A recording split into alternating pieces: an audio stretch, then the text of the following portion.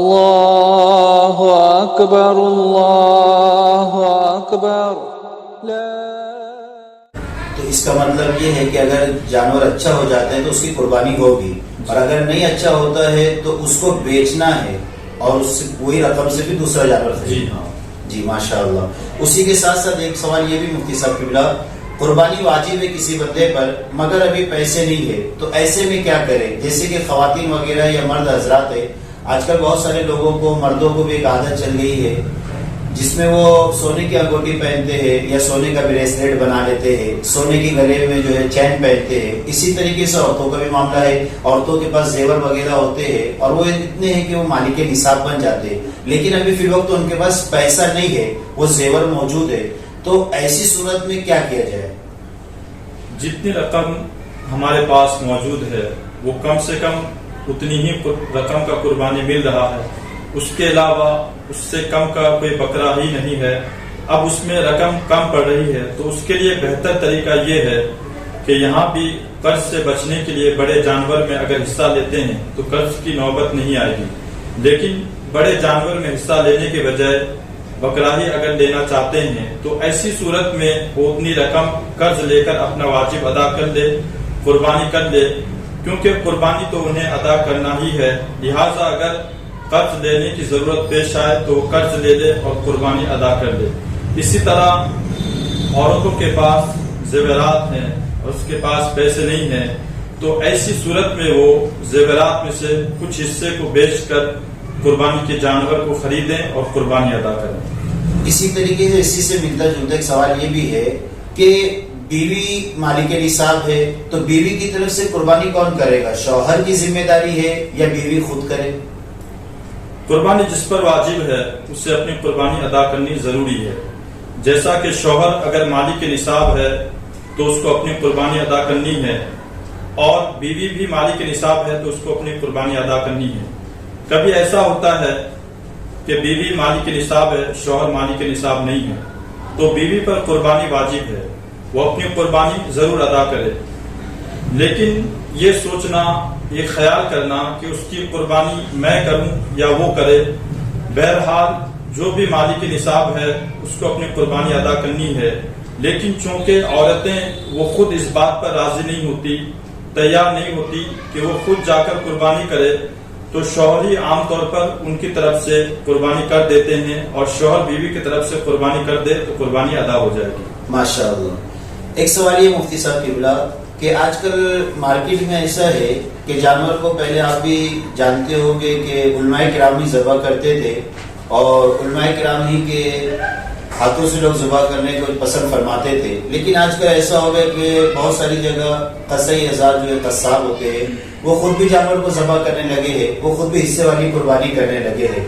اب وہ اس میں ایسا ہوتا ہے کہ ان کو معلومات دین سے دوری ہوتی، معلومات مکمل نہیں ہوتی ہے، جانور کو جیسے چاہا گرا دیا، جہاں چاہا اس نے وہیں پہ چھری چلا دی، اب وہ نہ قبلہ رخ ہے نہ کچھ ہے۔ تو آپ مجھے یہ بتائیے، ہماری اس میں رہنمائی فرمائے کہ جانور کو ذبح کرنے کا شرعی طریقہ کیا ہے؟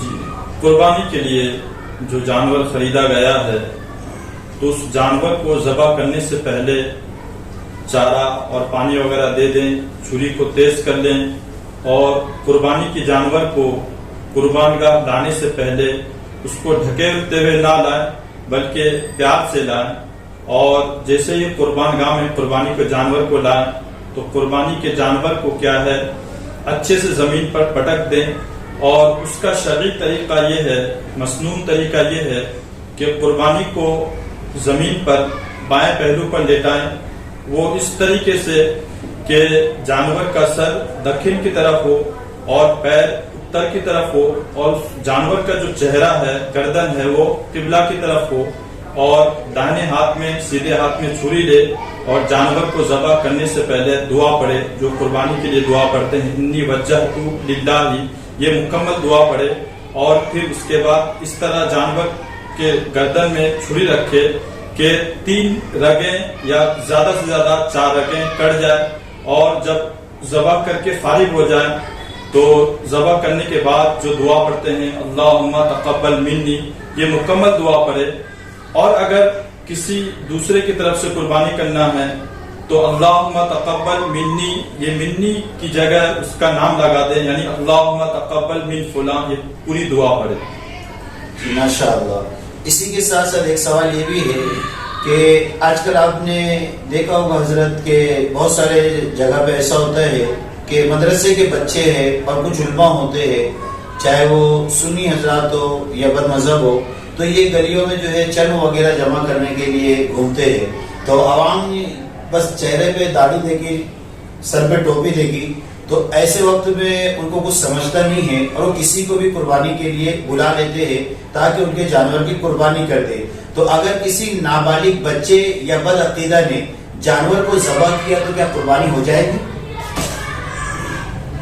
جس جانور کی قربانی کی جا رہی ہے اس جانور کے ذبح کے متعلق یہ خیال رکھنا، گمان رکھنا ضروری ہے کہ ذبیحہ حرام نہ ہو. اگر نابالغ بچے سے ذبح کروایا، اگر وہ نابالغ بچہ شعور والا ہے، سمجھ والا ہے، سنی صحیح عقیدہ ہے، تو اس کا ذبیحہ حلال ہے، اس میں کوئی حرج نہیں، بالغ ہو یا نابالغ دونوں کا ذبیحہ حلال ہے.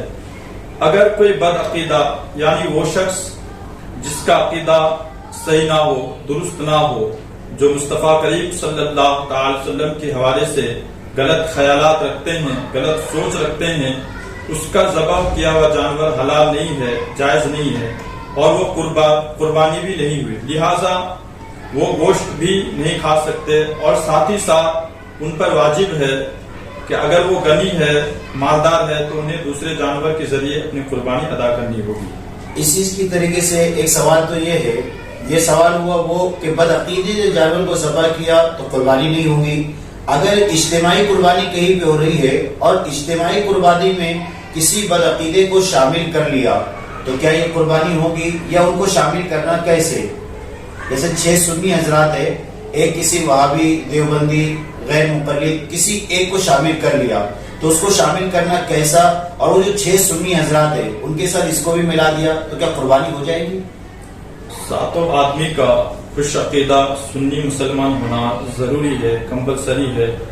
اگر ان میں ایک بھی بد عقیدہ ہے تو ہرگز اس بد عقیدے کی قربانی تو ہوگی ہی نہیں، اور جتنے شریک ہیں ان کی بھی قربانی نہیں ہوگی. لہٰذا جب بھی بڑے جانور میں حصہ لیتے ہیں تو اس میں اس بات کا خاص خیال رکھنا ضروری ہے کہ اس میں کوئی بھی بد عقیدہ شریک نہ ہو، شامل نہ ہو، تب ہماری قربانی ہوگی. اور اگر بڑے جانور میں 7 حصوں میں ایک بھی بد عقیدہ شریک ہوا تو وہ 6 حضرات کی قربانی نہیں ہوئی، انہیں پھر سے اپنا واجب ادا کرنا ہوگا، قربانی ادا کرنی ہوگی.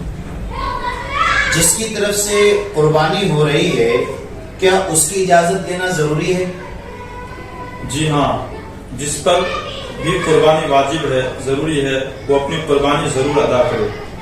لیکن اگر وہ خود ادا نہیں کر رہے ہیں تو دوسرے کو وکیل بنائے. اب یہاں آپ کے سوال میں یہ ہے کہ میں جن کی طرف سے قربانی ادا کرنا چاہتا ہوں ان سے اجازت لینا ضروری ہے.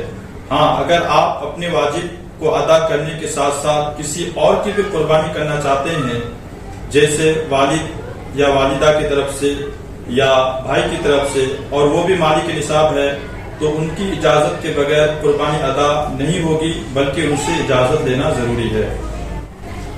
قربانی کی قضا یا کفارہ کیا ہے؟ یعنی یہ حضرت اس کا مطلب کہ بہت سارے لوگ ایسے ہوتے ہیں جو مالک نصاب ہوتے ہیں اور تقریباً 10-20 سال سے مالک نصاب ہے، لیکن دین سے دوری کی وجہ سے ان کو یہ پتہ ہی نہیں تھا کہ قربانی کیا ہے یا قربانی کرنا ہے تو کیسے کرے، کیا کرے، بس وہ دنیا میں اپنی زندگی عیش میں گزار رہے ہیں. اب اتفاق ایسے کہ ہم جیسوں کے پاس یا آپ جیسوں کے پاس وہ محفل میں بیٹھے اور ہم نے قربانی کی فضیلت بیان کی. جب انہوں نے فضیلت سنی تو ان کو اس بات کا احساس ہوا کہ ہم پہ تو قربانی واجب ہے لیکن ہم نے اتنے سالوں سے نہیں کی. تو اب جو ہے قربانی کی قضا یا کفارہ کیا ہے ان کے لیے؟ شریعت مطہرہ کی روشنی میں جو مالک نصاب، عاقل بالغ جن پر قربانی واجب ہو، وہ اگر قربانی ادا نہ کر سکے اور قربانی کے ایام گزر گئے، دن گزر گئے، تب قربانی کے ایام گزرنے کے بعد ان کے لیے حکم شرع یہ ہے کہ اتنی قیمت صدقہ کر دے. یعنی ایک جانور کی قربانی کے لیے جتنی قیمت لگ سکتی ہے یا بڑے جانور میں قربانی کے لیے حصہ لینے کی صورت میں جتنی قیمت لگ سکتی ہے، اس کے اعتبار سے وہ اتنی قیمت غربا و مساکین میں صدقہ کر دے، ان کی طرف سے واجب ثابت ہو جائے گا۔ اسی طریقے سے سر جو حالات چل رہے ہیں ملک کے، تو لاک ڈاؤن ہے، بریک دا چین ہے بہت ساری جگہ، تو اخبارات وغیرہ کے ذریعے ابھی یہ خبر جو ہے ہم تک بھی پہنچی، آپ تک بھی پہنچی ہوگی کہ عید الاضحیٰ کی نماز وغیرہ کی اجازت نہیں دی جا رہی ہے، تو ایسی حالت میں لاک ڈاؤن میں عید الاضحیٰ کی نماز کیسے ادا کرے انسان؟ جی، گزشتہ سال سے لاک ڈاؤن کا سلسلہ چلتا ہوا آ رہا ہے، اور ابھی بھی بہت سارے شہروں میں، علاقوں میں لاک ڈاؤن کی پابندیاں ہیں، حکومت کی طرف سے سختیاں ہیں۔ تو جن شہروں میں، جن علاقوں میں سختیاں کم ہیں، پابندیاں کم ہیں، تو وہ مسجدوں میں یا عیدگاہ میں عید الاضحیٰ کی نماز ادا کریں۔ لیکن جن علاقوں میں، جن شہروں میں حکومت کی طرف سے سختیاں زیادہ ہے، پابندیاں زیادہ ہے، مثال کے طور پر مسجدوں میں کچھ علاقوں میں، کچھ شہروں میں 5 یا 10 لوگوں کو نماز پڑھنے کی اجازت ہے، اور اس سے زیادہ لوگوں کو نماز پڑھنے کی اجازت نہیں ہے، تو ایسی صورت میں مذہب اسلام کو بدنام نہ کرتے ہوئے، اپنی عزت کی حفاظت کرتے ہوئے، اپنے گھر میں یعنی محلے کی مسجد میں عید الاضحیٰ کی نماز ہونے کے بعد اپنے گھر میں 2 رکعت نماز شکرانے کے طور پر یا چاشت کی 4 رکعت نماز نفل ادا کر لیں۔ جیسی ان کی نیت ہوگی، اس نیت پر اللہ تبارک و تعالیٰ انہیں اجر عطا فرمائے گا، ثواب عطا فرمائے گا۔ لیکن یہاں پر کچھ لوگ ایسے ہیں کہ جس علاقے میں، جس شہر میں مسجد میں 5 یا 10 لوگوں کو نماز پڑھنے کی اجازت ہے، تو لوگ اپنے گھروں میں، کمپنیوں میں، کارخانوں میں، دکانوں میں اور گھروں کی چھتوں میں کیا ہے، جماعت بنا کر عید الاضحیٰ کی نماز پڑھتے ہیں۔ تو یاد رکھیں، ایسی صورت میں جو لوگ گھروں میں، کمپنیوں میں، کارخانہ میں، دکانوں میں اور گھروں کی چھتوں میں عید الاضحیٰ کی نماز پڑھتے ہیں، تو ان کی عید الاضحیٰ کی نماز نہیں ہوگی۔ اس کی وجہ یہ ہے، سبب یہ ہے کہ عید الاضحیٰ کے کچھ شرائط ہیں، اور وہ شرائط گھر میں یا مکان میں، دکان میں، گھروں کی چھتوں پر نہیں پائی جا رہی ہے، جس کی وجہ سے ان کی عید الاضحیٰ کی نماز نہیں ہوگی۔ تو وہ ایسی صورت میں محلے کی مسجد میں عید الاضحیٰ کی نماز ادا کرنے کے بعد 2 رکعت شکرانے کی نماز ادا کریں یا 4 رکعت چاشت کی نماز ادا کریں۔ ماشاءاللہ۔ اسی طریقے سے حضرت ایک سوال ہے، بہت سارے لوگ عید الاضحیٰ کو روزہ رکھتے ہیں، اور وہ اس طریقے سے کہ صبح سے لے کر وہ جب فجر کے لیے اٹھتے ہیں، کچھ کھاتے پیتے نہیں ہے، اور جانور ذبح ہونے تک وہ لوگ روزہ رکھتے ہیں، اور جیسے ہی جانور ذبح کیا جاتا ہے تو اس کی کلیجی وغیرہ پر فاتحہ دے کر اس سے 10-11 بجے وہ لوگ افطار کر لیتے ہیں، اور کہنا یہ ہوتا ہے کہ آج کا ہمارا روزہ تھا، اور یہ افطار سے ہمارا، ہم نے جو بھی کلیجی کھائی ہے اس سے ہماری افطار ہو گئی۔ تو کیا اس طریقے سے کرنا درست ہے؟ مصطفیٰ کریم صلی اللہ تعالی وسلم کی فرامین کی روشنی میں اور شریعت مطہرہ کی جانب سے پورے سال میں 5 دن کے روزہ رکھنا حرام ہے، منع ہے۔ عید الفطر کے دن کا روزہ، اسی طرح عید الاضحیٰ اور ایام تشریق کے روزے یعنی 11، 12 اور 13 ذی الحجہ کے روزے رکھنا یہ منع ہے، حرام ہے۔ اور یہ روزے حرام ہونے کی وجہ یہ ہے، منع ہونے کی وجہ یہ ہے کہ آج اکثر لوگ کیا ایک دوسرے سے بات نہیں کرتے ہیں، ایک دوسرے کی برائیاں اپنے دل میں رکھتے ہیں۔ تو ایسی صورت میں لوگ عید الفطر کے دن یا عید الاضحیٰ کے دن ایک دوست سے ملاقات کرتا ہے، ایک بھائی سے ملاقات کرتا ہے، اور ایک رشتہ دار دوسرے رشتہ دار کے یہاں جاتا ہے، ملتا ہے، ملاقات کرتا ہے۔ تو ایسی صورت میں جب کوئی کسی کے پاس ملنے کے لیے جاتا ہے تو وہ اس کو دعوت بھی دیتا ہے، تو جب وہ اس کی دعوت کو قبول کرتا ہے تو ایسی صورت میں آپس میں جو بھی اختلافات ہوتے ہیں، برائیاں ہوتی ہیں، وہ دور ہو جاتے ہیں۔ لیکن اگر چونکہ روزہ رکھیں گے اور سامنے والے نے دعوت دیا اور آپ نے دعوت کو قبول نہیں کیا، تو ایسی صورت میں جو آپسی اختلافات ہیں، برائیاں ہیں، یہ ختم نہ ہونے کا اندیشہ ہے۔ اسی طرح سے کچھ لوگوں کی عادت ہے، کچھ لوگوں کا یہ طریقہ ہے کہ قربانی کے ایام میں، قربانی کے دنوں میں صبح صادق سے لے کر قربانی کے جانور ذبح ہونے تک روزہ رکھتے ہیں، بھوکے پیاسے رہتے ہیں، اور قربانی کا جانور ذبح ہونے کے بعد اس میں سے جو کلیجہ ہوتا ہے وہ اس پر فاتحہ پڑھتے ہیں اور اسی کلیجے سے وہ روزہ کھولتے ہیں، افطار کرتے ہیں، تو یاد رکھیں یہ طریقہ، یہ عادت جہالت پر مبنی ہے، لا علمی پر مبنی ہے اور شریعت میں اس کی کوئی اصل نہیں ہے۔ اللہ تبارک و تعالی ہمیں ایسے کاموں سے محفوظ فرمائے۔ آمین آمین۔ اسی طریقے سے ایک سوال یہ بھی مفتی صاحب کی بلا کہ جانور میں کون سے عیب ہو تو اس کی قربانی نہیں ہوگی، اس کی آپ وضاحت فرما دیں۔ اللہ کے رسول صلی اللہ تعالی وسلم کی فرامین کی روشنی میں 4 قسم کے جانور ہیں جن کی قربانی جائز اور درست نہیں ہے۔ ان میں سے ایک کانا ہے، یعنی وہ جانور جس کا کانا پن ظاہر ہو۔ دوسرا بیمار، یعنی وہ جانور جس کی بیماری ظاہر ہو۔ تیسرا لنگڑا، یعنی وہ جانور جس کا لنگڑا پن ظاہر ہو۔ اسی طرح لاگر، یعنی وہ جانور جس کی ہڈیوں میں مغز نہ ہو۔ اسی طرح وہ جانور جو اندھا ہو، اور وہ جانور جس کے سینگ جڑ تک ٹوٹ گئے ہوں۔ اسی طرح وہ جانور جس کے پیدائشی کان نہ ہو۔ اگر قربانی کے جانور میں ان تمام عیوب میں سے ایک عیب بھی پایا گیا تو اس جانور کی قربانی جائز نہیں ہے، درست نہیں ہے۔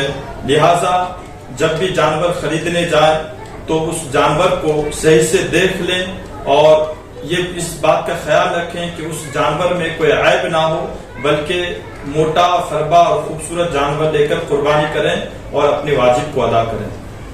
ایک سوال یہ بھی مفتی صاحب قبلہ کہ جن جانوروں کی قربانی کی جاتی ہے تو قربانی کے جانور کی عمر کتنی ہونی چاہیے؟ شریعت میں جن جانوروں کی قربانی جائز ہے، درست ہے، وہ یہ ہیں: اونٹ، اٹنی، گائے، بیل، بھینس، بھینسا، بکرا، بکری، بھیڑ اور دمبا۔ اونٹ یا اونٹنی، ان کی عمر 5 سال ہونی چاہیے۔ گائے، بیل، بھینس، بھینسا یہ 2 سال کے ہونے چاہیے۔ بکرا، بکری، بھیڑ اور دمبا یہ 1 سال کا ہونا چاہیے۔ دمبے کے متعلق سے فقہاء کرام فرماتے ہیں کہ اگر وہ دور سے دیکھنے میں معلوم ہوتا ہے کہ وہ 1 سال کا ہے لیکن وہ 6 یا 7 ماہ کا ہے، تب بھی اس میں قربانی ہو جائے گی۔ جی، اس میں سوال یہ ہے کہ بہت سارے ایسے لوگ ہیں جن کو جانور کی عمر کا علم نہیں ہوتا ہے۔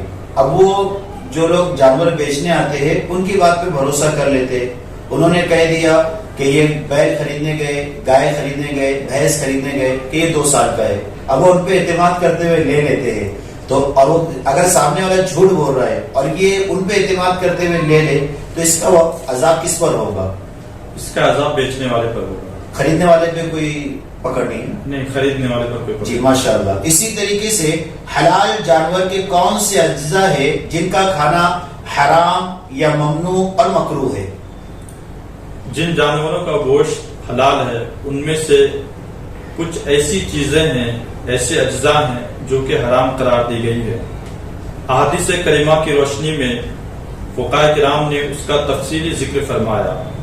بالخصوص اعلیٰ حضرت رضی اللہ تعالی عنہ نے فتاوی رضویہ میں اس کا تفصیل کے ساتھ 22 چیزوں کا ذکر فرمایا۔ ان میں سے ایک خصیہ ہے جن کو کپوڑے کہا جاتا ہے۔ نمبر 2 فرج، یعنی جو مادہ جانور ہے اس کی شرمگاہ۔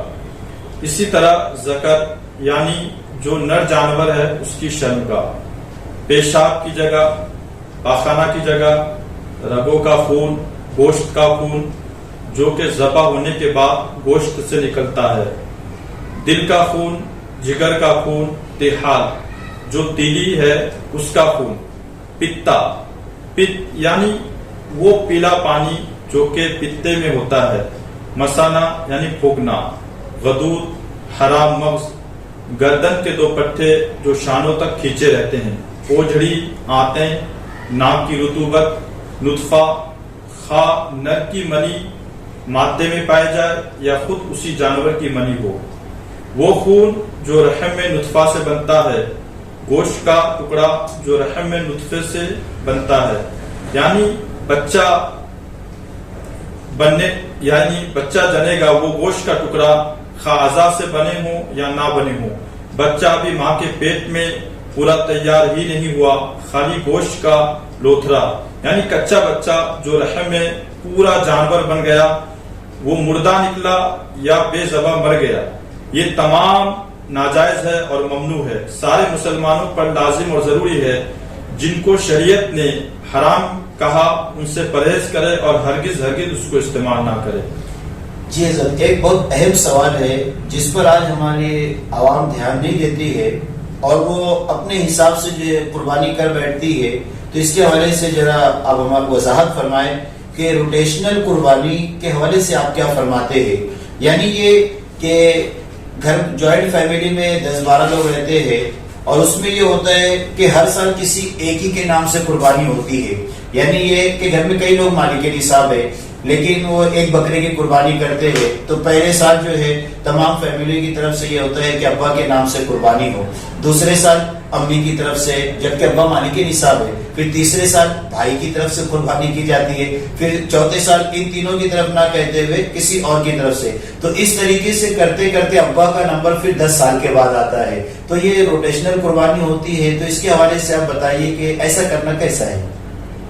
शरीयत मुताहरा की रोशनी में जिस पर कुर्बानी वाजिब है, बहर सूरत उससे अपने वाजिब को अदा करना जरूरी है। अब एक घर के जॉइंट फैमिली है, यानी कई लोग हैं, कई अफराद हैं, वालिद भी हैं, वालिदा भी हैं, दादा भी है, दादी भी है, भाई भी है, और उसमें सब के सब मालिक के निसाब हैं। तो अब उनमें हर एक को कुर्बानी करना वाजिब है और उनमें से सिर्फ एक ने कुर्बानी किया, बाकी लोगों ने कुर्बानी नहीं किया, तो जिसने कुर्बानी किया वो बरी जिम्मा हो गया और जिन लोगों ने कुर्बानी नहीं किया वो सब के सब गुनहगार हुए। और अगर घर में ज्वाइंट फैमिली है, कई लोग हैं, कई अफराद हैं और घर में सिर्फ वालिद साहब या घर का कोई जिम्मेदार मालिक निसाब है, तो सिर्फ उन पर कुर्बानी वाजिब है और बाकी लोगों पर कुर्बानी वाजिब नहीं है, क्योंकि वो मालिक निसाब नहीं है। और अब जो ये रिवाज चला आया है रोटेशनल कुर्बानी का कि गुज़िश्ता साल दादा की तरफ से हुई थी, इस साल अब्बा की तरफ से, फिर अगले साल दादी की तरफ से, तो एक गलत फहमी है, जहालत है, लाइल्मी है। लिहाजा ये याद रखें कि शरीयत का जो हुक्म है, जो आकिल बालिग है, मालिक निसाब है, उन पर कुर्बानी वाजिब और जरूरी है। तो मतलब ये रोटेशनल कुर्बानी दुरुस्त नहीं है जी। जो मालिक निसाब है हर एक को अपनी अपनी तरफ से अलग अलग एक जानवर ज़बह करना है, या अगर ऐसा नहीं करते तो कम से कम उन्हें बड़े जानवर में हिस्सा लेना जरूरी है। जी माशाअल्लाह। अस्सलाम वालेकुम व रहमतुल्लाहि व बरकातहू। वालेकुम अस्सलाम व रहमतुल्लाह। अल्लाहु अकबर, अल्लाहु अकबर।